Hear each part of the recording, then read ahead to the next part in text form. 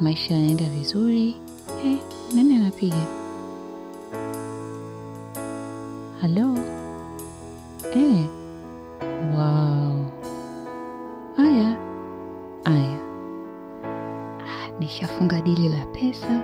Nina kila kitu ninachohitaji. Ila mbona sina amani wala sina furaha moyoni?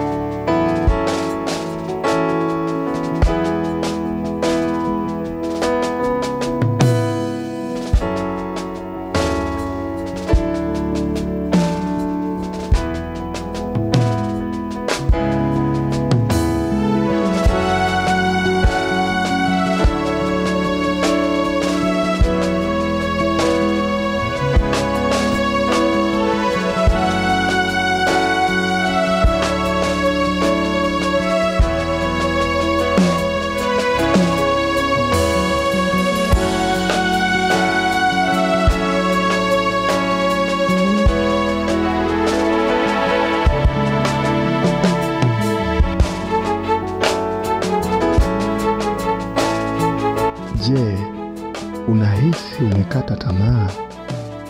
Je, umekosa tumaini? Yupo mmoja ambaye anakupenda na anatamani awe na mahusiano na wewe.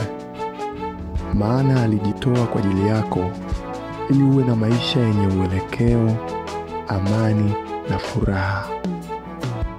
Mwenendo wa maisha usiofaa mbele zake ndio uliokutenga mbali na yeye.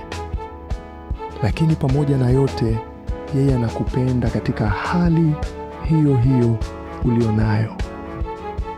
Kwani hakuna kitu umefanya kwenye maisha yako au dhambi yoyote ambayo yeye hawezi kukusamehe.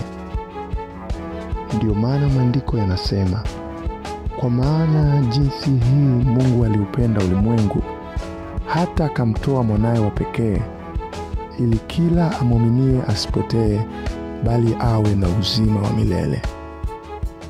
Kwa kuwa wanadamu wote wametenda dhambi na kupungukiwa na utukufu wa Mungu, lakini Mungu anahudhihirisha upendo wake kwetu, kwamba tulipokuwa wenye dhambi, Kristo alikufa kwa ajili yetu.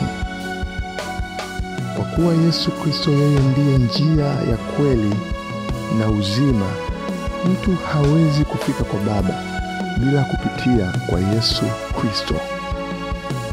Hivyo basi, unatakiwa kumpokea yeye awe Bwana na Mwokozi wa maisha yako. Kwa maana imeandikwa, wote waliompokea aliwapa uwezo wa kufanyika wana wa Mungu, ndio hao waliaminio jina lake. Je, ungetamani kumpokea Yesu awe Bwana na Mwokozi wa maisha yako? Wasiliana nasi kupitia namba zinazopita kwenye skrini yako, na tutafurahi sana wewe upate zawadi hii kutoka kwa Mungu ambaye ni uzima wa milele. Amen.